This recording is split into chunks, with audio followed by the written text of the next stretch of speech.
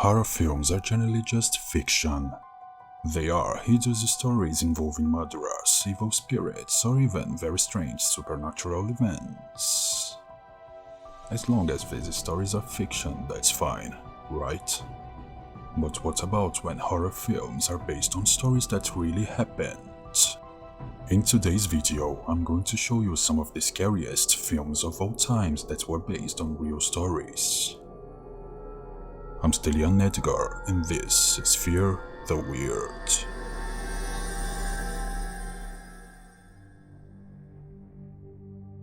Do you believe there's more to life than what we're told? Do you have burning questions about hidden and controversial topics? Subscribe to our channel and turn on the bell notification to unravel the mysteries of life and the universe. The first film on the list is The Exorcist. In the feature film, an actress realizes that her 12-year-old daughter is behaving very strangely and frighteningly. Two Catholic priests perform an exorcism on the girl who is possessed by the devil. Do you want to know the story that inspired this film? Author and screenwriter William Peter was based on what he read in the Washington Post in August 1949. In the case, it was reported that a little boy was shouting violently, cursing, and speaking in Latin, a language that he did not recognize. The boy's family was Lutheran and tried doctors, psychologists, and psychiatrists, and later sought help from priests. At the time, the only thing that could supposedly cure the boy was the exorcism. This story inspired William Peter to create a young character for the actress Linda Blair.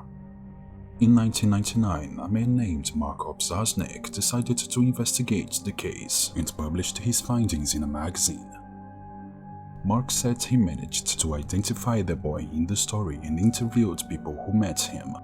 His conclusion was that the boy did not have diabolical possession but psychological problems and tried to imitate Latin from the priests. But this was the researcher's conclusion 50 years later. Even so, this story is still scary, isn't it? The film The Exorcism of Emily Rose is one of the strangest cases that I will talk about today.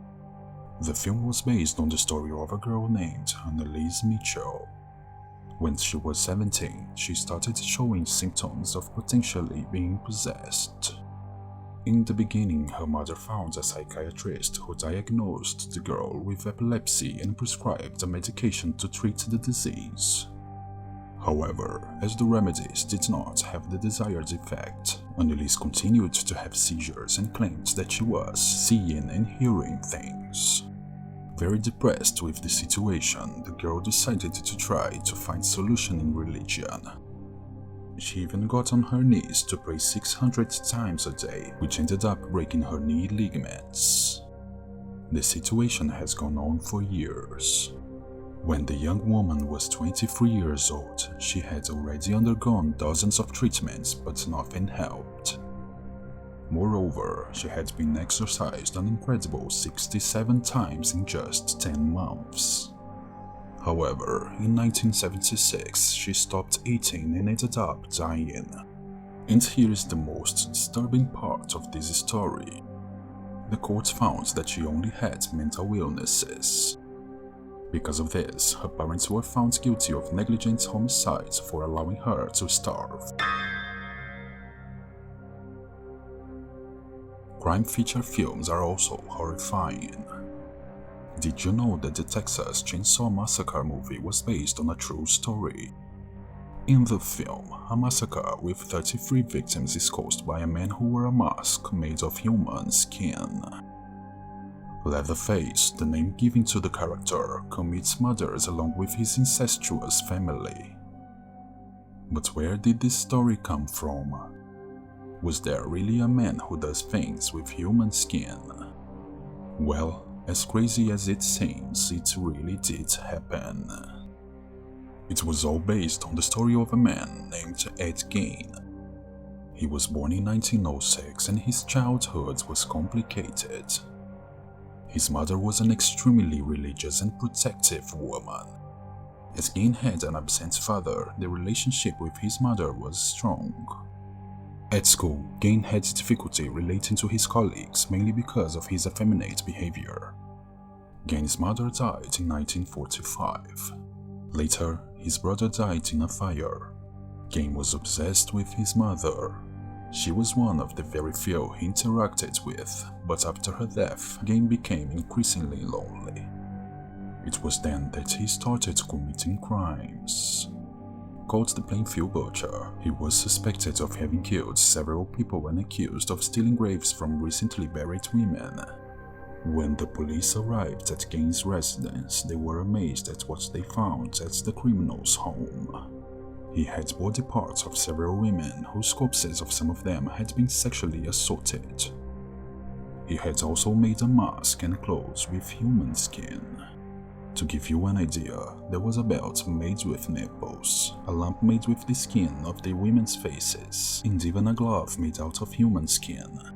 He was arrested and then sent to a psychiatric hospital. Gain later died of cancer and respiratory diseases. It is said that other films were based on the case, such as the character Norman Bates of Psycho and Hannibal Lecter of The Silence of the Lambs. I'm going to tell you the story of another crime. In November 1974, in Amityville, a village in the town of Babylon, New York, a man named Ronald Joseph DeFeo Jr. decided to do something terrible.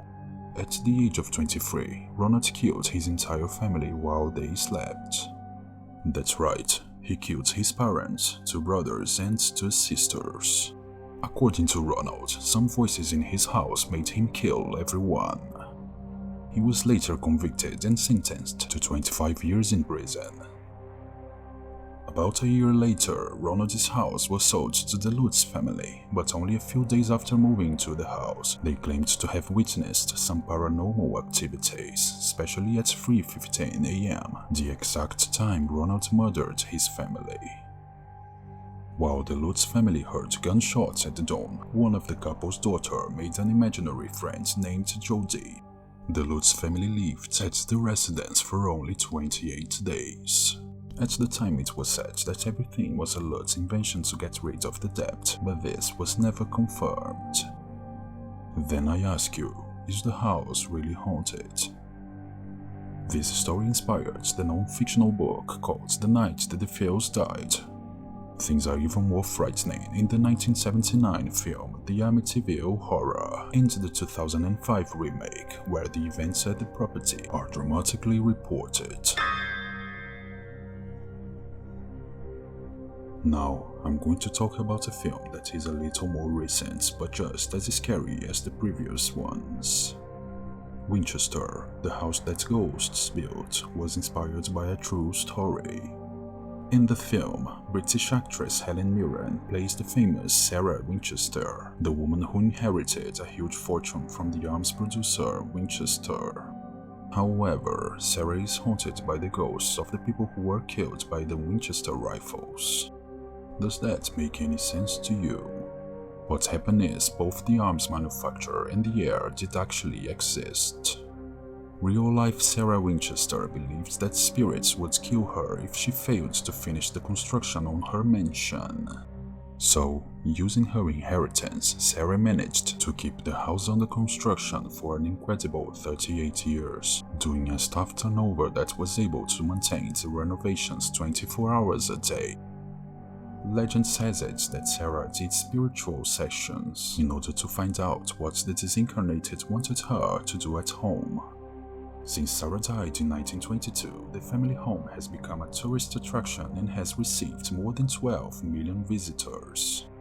The mansion is famous for having many staircases and corridors that lead nowhere, in addition to bizarre decorations. And now the real story that inspired one of the movie classics, A Nightmare on Elm Street, where the famous fictional character Freddy Krueger attacks people while they dream. Shockingly, this was inspired by a real story. But wouldn't it be impossible for someone to kill another person in a dream? Yes, that's impossible, but the film's creator read an article in Los Angeles Times where they said people would be dying in their sleep. According to him, there were a number of people in South Asia who died in a nightmare. The curious thing is that there was no connection between these people. One case happened to a 21-year-old man in Cambodia. When the autopsy was done, doctors reported that the man died of unexplained causes. That was the inspiration to start one of the most classic stories of cinematic horror.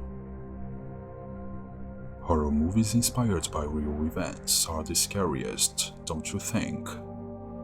Leave your comments below and subscribe for future videos. See you next time.